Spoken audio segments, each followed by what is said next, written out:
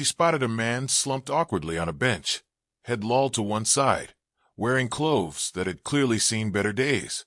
"Sir, are you all right?" Melody approached cautiously. She never imagined that the disheveled man, lying unconscious on the harbor bench, would change her life forever. Melody Martin was just a struggling veterinarian with a big heart.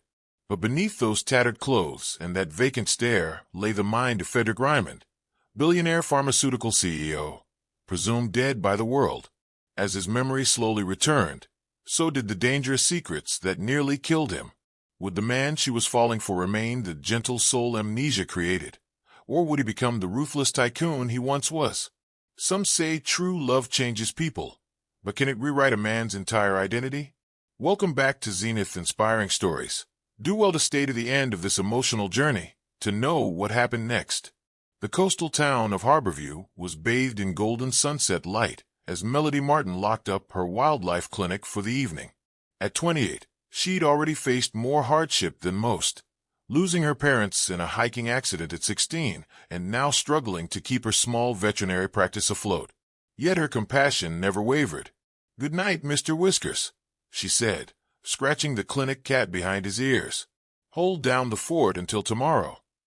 Melody's evening ritual included a walk along the harbor boardwalk, a moment of peace after days filled with injured animals and worried owners who often couldn't afford treatment but received it anyway. Her grandmother had taught her that kindness was never wasted, even when her bank account suggested otherwise. The boardwalk was nearly empty that evening. Most tourists had departed with the summer season, leaving only locals and the occasional seagull. That's when she spotted him, a man slumped awkwardly on a bench, head lolled to one side. "Sir, are you all right?" Melody approached cautiously. When he didn't respond, she moved closer, noticing a nasty gash on his temple. His breathing was shallow, his skin clammy. Despite his disheveled appearance, his hands were uncalloused, his nails clean and manicured, incongruent details that registered in her mind. "Sir, can you hear me?" She gently shook a shoulder. His eyes fluttered open, striking blue eyes that seemed momentarily clear before clouding with confusion. Where am I?" His voice carried no slur of intoxication, just genuine disorientation. "You're in Harborview. I'm Melody, a veterinarian. You've got a head injury. Do you know your name?" Panic flashed across his face. I don't. I don't know my name." His hands trembled as they touched the wound on his head. "Why can't I remember?" Melody's clinic was just 2 blocks away. The nearest hospital was 30 minutes by car, and her ancient pickup truck was running on fumes. "Let me help you to my clinic. I can clean that wound and call for medical assistance." He nodded, unsteady on his feet as she supported his weight. Something about him didn't fit the profile of the homeless men who occasionally passed through Harborview. His speech was articulate despite his confusion, and beneath the dirt and blood, his features were refined. At the clinic, she cleaned his wound, discovering it was deep but not life-threatening. "You likely have a concussion and possibly temporary amnesia," she explained, applying butterfly bandages. "You should see a doctor, but the hospital's overwhelmed tonight with a bus accident on the highway." "I have nowhere to go," he said simply, the reality of his situation sinking in. Melody hesitated. Her grandmother would have opened her home without question, but times were different now. Still, she couldn't leave him on that bench. "There's a small apartment above the clinic. You can stay there tonight, and we'll figure things out tomorrow." She handed him a clean towel and some spare clothes left by her ex-boyfriend. "I'll call you Ray for now, short for John Doe, I guess." "Ray," he repeated, testing the name. "Thank you, Melody. I don't know who I am, but I know enough to recognize extraordinary kindness when I see it." Little did either of them know that this moment of compassion would unravel secrets that powerful men had killed to protect. Days turned into weeks as Ray became an unexpected fixture at Melody's clinic.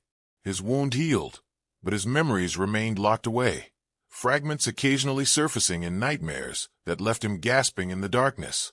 "You were shouting again last night," Melody mentioned one morning, sliding a cup of coffee across the clinic's small break room table. "Board meetings," Ray said, rubbing his temples. People in suits arguing. Numbers that don't add up. Then nothing, just darkness. He looked up, his blue eyes troubled. What kind of man dreams about spreadsheets and corporate politics?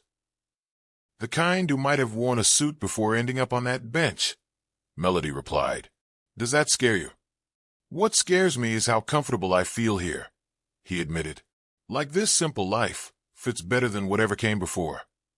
That morning, a local fisherman rushed in cradling a bald eagle with an injured wing. Found her tangled in some fishing line, Doc, he explained breathlessly. I need an extra set of hands, Melody said, glancing at Ray. Without hesitation, Ray followed her into the examination room. As Melody prepared a sedative, the eagle thrashed in panic. Hold her like this, Melody demonstrated. Firm but gentle. Ray's hands moved with surprising confidence, cradling the eagle's body while avoiding her powerful beak. Easy now, he murmured, his voice taking on a soothing quality Melody hadn't heard before. The eagle calmed under his touch. How did you know to do that? Melody asked later as they watched the sedated eagle breathe steadily. Ray looked at his hands in wonder. I don't know. It just felt right. That night marked a shift in their relationship. Ray began accompanying Melody on her rounds, displaying an intuitive understanding of animal behavior that belied his amnesia. Elderly clients with limited funds found their medications mysteriously discounted, though Melody never mentioned any promotions. She suspected Ray was covering the differences from a small amount he'd earned doing odd jobs around town. Their evening walks along the harbor became a ritual, sharing the day's events, speculating about Ray's past, and increasingly, discussing dreams for the future. I'm thinking of starting a mobile clinic, Melody confessed one evening as they watched the sunset paint the water copper and gold. To reach the rural communities outside town, their animals suffer because transportation is difficult. You'd need a proper vehicle, medical equipment, marketing. Ray began listing requirements, then stopped abruptly. Sorry, I don't know why I think like this. Because you're smart, Melody said simply. And because you care. Do I? Ray's voice dropped. What if I was someone terrible before? These business instincts, the way numbers come easily to me. What if I use those skills to hurt people? Melody studied his face in the fading light. The man I know helps elderly women carry groceries and spends hours reading to blind Mr. Peterson's guide dog because you said she looked lonely. If that's not who you were before, then maybe losing your memory was the best thing that ever happened to you. The words hung between them, charged with possibility. Ray reached for her hand, his touch tentative. And to think I might never have met you. Melody's heart raced as she leaned toward him. Their first kiss was gentle, questioning, a beginning rather than an answer. Neither noticed the black sedan parked at the harbor entrance, nor the man with the telephoto lens, capturing their embrace. Within hours, those photos would reach Fedrick Rymond's desk, confirming what his investigators had suspected for weeks.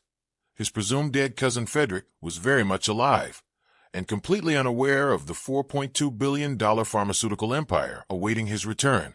Find out everything about the woman, Victor instructed coldly. She's our leverage now. The morning began like any other at Melody's clinic. The familiar scent of antiseptic, the gentle whir of the aging air conditioner, and Ray's voice as he greeted their first patient, a German shepherd with arthritis. What Melody couldn't know was that by sunset, everything would change. Dr. Martin? A man in an expensive suit appeared at reception, his demeanor too polished for Harborview. I'm Dr. Lawrence Chun from Rymond Pharmaceuticals. We're researching compounds derived from reptile venom for pain management. I understand you treat exotic species. Melody led him to her office, while Ray handled the shepherd. We occasionally treat reptiles, but I'm not sure how I can help a company your size. Dr. Chun explained their research, but his attention kept drifting to the examination room where Ray worked. Mid-sentence, he froze as Ray walked past the office doorway. Is something wrong? Melody asked. No. Chun recovered quickly. Your assistant just reminded me of someone. After Chun departed, promising to email research opportunities, Melody found Ray staring intently at a prescription pad. Rymond Pharmaceuticals, he murmured. That name, it's like a locked door in my mind, rattling. That night, Ray's nightmares intensified. Melody found him pacing the apartment at 3 a.m., sweat-soaked and trembling. "Board meetings," he explained. "Someone named Victor arguing about clinical trials. People getting hurt. What if I was part of something terrible, Melody?" She held him until dawn, whispering reassurances she wasn't entirely sure of herself. 3 days later, a sleek black Bentley parked outside the clinic. A tall man with features eerily similar to Ray strode in, flanked by security personnel. "I'm looking for the man calling himself Ray," he announced to the empty waiting room. Melody stepped forward protectively. "Who's asking?" "Victor Rymond, CEO of Rymond Pharmaceuticals." His smile never reached his eyes. "I believe you've been harboring my cousin, Fedrick Rymond." The examination room door opened, and Ray emerged, freezing at the sight of Victor. Recognition flickered in his eyes. "Hello, Fedrick," Victor said smoothly. "Quite the disappearing act you've pulled. The board declared you dead 2 months ago." "Dead?" Ray or Fedrick echoed. "Convenient timing, wasn't it? Right after you threatened to expose our military contracts." Victor turned to Melody. "Has he told you who he really is? The ruthless CEO who built a pharmaceutical empire by testing experimental drugs on vulnerable populations." Victor produced a tablet, showing news articles about Fedrick Rymond, his cousin's face unmistakably Ray's, though harder, colder. Headlines detailed allegations of unethical trials, price gouging, and corporate espionage. "This can't be me," Ray whispered, but doubt clouded his eyes. "Your fingerprints say otherwise," Victor replied, handing him another tablet, showing a biometric match. "Come home, Fedrick. Your empire awaits. What's left of it, anyway?" Melody stood stunned, memories replaying with cruel clarity. Ray's business acumen, his nightmares about board meetings, his facility with numbers. The man she'd fallen for was a pharmaceutical tycoon, with blood on his hands. "You knew," she accused, tears threatening. "Some part of you knew who you were." "Melody, I swear. I need you to leave." She cut him off. "Both of you. Now." After they departed, Ray with one backward glance that broke her heart, Melody collapsed at her desk. Something about Victor's story felt wrong, but the evidence seemed irrefutable. The man she'd kissed beneath the harbor moonlight was Fedrick Rymond, Billionaire CEO. That night, unable to sleep, she researched Rymond Pharmaceuticals obsessively. Most articles matched Victor's claims, but buried in scientific journals were contradictions. Fedrick had pioneered affordable treatments for rare diseases, advocated for transparent pricing, and halted military contracts over ethical concerns. One photo showed the cousins at a charity event, Victor's hand on Fedrick's shoulder, but his eyes cold with calculation. The caption noted tension between them over company direction. Meanwhile, in a luxury hotel suite, Ray stared at his reflection, a stranger wearing expensive clothes provided by Victor. "Your memory will return fully soon," Victor assured him. "The doctors say your amnesia was likely stress-induced. Convenient, really, considering what you discovered before your accident." "What did I discover?" Ray asked. Victor's smile tightened. "Nothing important. Rest now, cousin. Tomorrow we'll begin reintroducing you to your life." As Ray slept, Victor made a call. "Accelerate the commitment papers. My cousin's mental state is deteriorating rapidly. As his only living relative, I'll need to assume control of his affairs, permanently." "What would you do if you discovered the person you were falling for had a completely different identity?" Share your thoughts in the comments below. 3 days after Ray's departure, Melody received an unexpected visitor. Dr. Lawrence Chun, the pharmaceutical researcher, returned with urgency in his eyes. "I shouldn't be here," he whispered, glancing nervously at the parking lot. "But I worked with Fedrick Rymond for years. The man Victor described? That's not him." Chun slid a flash drive across her desk. Fedrick was developing affordable treatments for rare diseases. He discovered Victor was diverting research funds to military bioweapons. The night before Fedrick disappeared, he told me he had evidence that would destroy Victor. "Why are you telling me this?" Melody asked. "Because yesterday, Victor filed for emergency conservatorship over Fedrick, claiming mental instability. Once granted, Victor controls everything. Fedrick shares his voting rights, his freedom. After Chen left, Melody reviewed the flash drive's contents, emails between Fedrick and the board, research proposals Victor had buried, and most damning, financial records showing millions diverted to a shell company. Her phone rang, an unknown number. Melody. Ray's voice was hushed. I'm at the Harborview Inn. Victor's men watch me constantly, but I slipped away.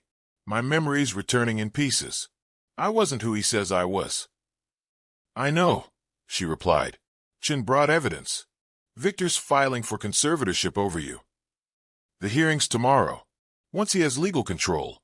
Ray's voice cut off. Then muffled. No, I was just getting air. The line went dead. Melody grabbed her keys, heart pounding. At the Harborview Inn, the clerk confirmed a disturbance. The gentleman in the penthouse was escorted out by a security team. Seemed unwilling. A text message appeared from Ray's number. Oceanside Psychiatric Facility. Involuntary commitment. Help. The facility sat isolated on coastal cliffs 20 miles north. By the time Melody arrived, dusk was falling. A sympathetic nurse at reception recognized Fedrick's name. They brought him in an hour ago. Heavily sedated. The paperwork looks legitimate, but... She hesitated. The doctor who signed it doesn't work Thursdays. I need 5 minutes with him, Melody pleaded. The nurse glanced at the security cameras. Emergency exit, East Wing. Maintenance is updating the alarm system. It's offline until midnight. Room 217. Melody found Ray handcuffed to a hospital bed, fighting sedation. Melody, he slurred. You came. We need to leave now, she urged, using a hairpin to pick the handcuff lock, a skill learned during wildlife rescue operations. Victor, Ray mumbled as she helped him stand. He tried to kill me before. Discovered he was selling experimental drugs to military. Confronted him at his house. He had men waiting.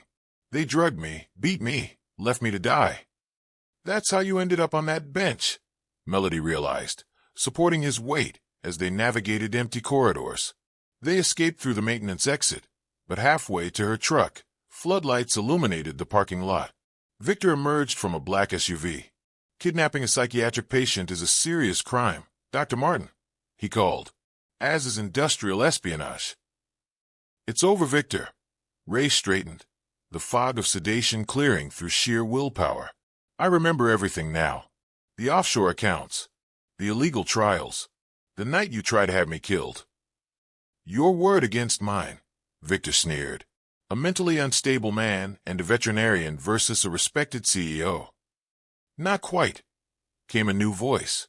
Dr. Chen stepped from the shadows, phone recording.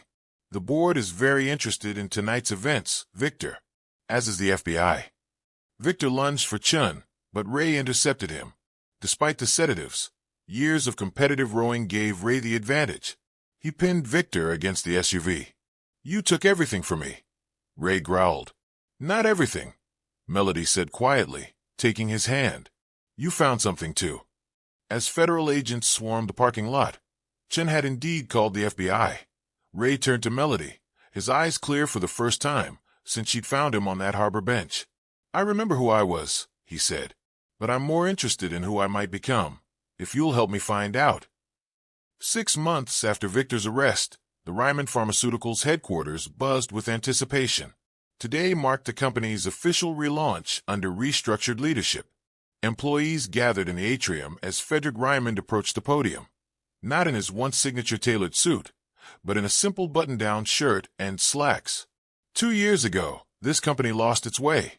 Fedrick began. We prioritized profit over people, patents over patients. Today, we return to our founding mission, creating accessible treatments for those who need them most. The crowd applauded as he announced the company's new direction, slashing prices on essential medications, redirecting research toward neglected diseases, and establishing transparency protocols that set new industry standards. And finally, Fedrick concluded, I'm stepping down as CEO. Gasps rippled through the audience. Dr. Elena Sharma will assume leadership, he continued, gesturing to his former research director, while I'll chair our new ethical oversight board. Some journeys and so others can begin. Later that afternoon, Fedrick's private jet landed at Harborview's small airstrip. The coastal town looked unchanged, a reassuring constant in his transformed life. He drove a modest SUV to the harbor, where construction crews worked on a new building beside Melody's clinic. "The contractor says we're ahead of schedule," Melody greeted him, white coat exchanged for jeans and a sweater. "The Wildlife Rehabilitation Center should open next month." Fedrick wrapped his arms around her, breathing in the scent of her hair. "I've missed you." "It was only 3 days this time," she teased, though her tight embrace betrayed how much she'd missed him too. They walked along the harbor boardwalk, the same path where she'd found him broken and memoryless. The same bench still stood, now bearing a small plaque, "Where second chances begin." "I spoke with my financial team," Fedrick said as they sat. "The foundation's fully funded. $5 million for the mobile clinic program, another 10 for the scholarship fund for veterinary students focusing on wildlife conservation." Melody shook her head in wonder. "Sometimes I still can't believe this is real." "Which part?" he asked. "That you saved a beggar who turned out to be a billionaire, or that said Billionaire would rather help you save eagles than run his empire?" "Both," she admitted. "But mostly that the man I fell in love with when he had nothing is the same man sitting beside me now that he has everything." Fedrick took her hand, his expression growing serious. "Not everything. Not yet." He reached into his pocket, producing a small wooden box carved with intricate animal designs. "I had this made by that artisan who brings his retriever to you for allergy treatments." Inside nestled a ring, not with a flashy diamond, but a delicate band of rose gold supporting a small emerald the exact color of Melody's eyes. "The Fedrick who built Rymond Pharmaceuticals would have bought the biggest diamond available," he said softly. "But Ray, the man who found himself in your clinic, knows what truly matters." Tears filled Melody's eyes as he continued. "I lost my identity once and found something better. I don't want to be the man I was, or even just the man I am now. I want to be the man you help me become, every day, for the rest of our lives." As the sun set over Harborview Harbor, Melody's yes carried across the water, a promise as healing as the compassion that had saved them both. Sometimes, losing everything becomes our greatest gift. Fedrick's journey reminds us that identity isn't fixed by wealth or status, but shaped through choices and connections. True character emerges not when we're at our strongest, but when we've lost all external markers of who we thought we were. Melody's compassion wasn't just kindness. It was a mirror reflecting possibilities Fedrick never imagined for himself.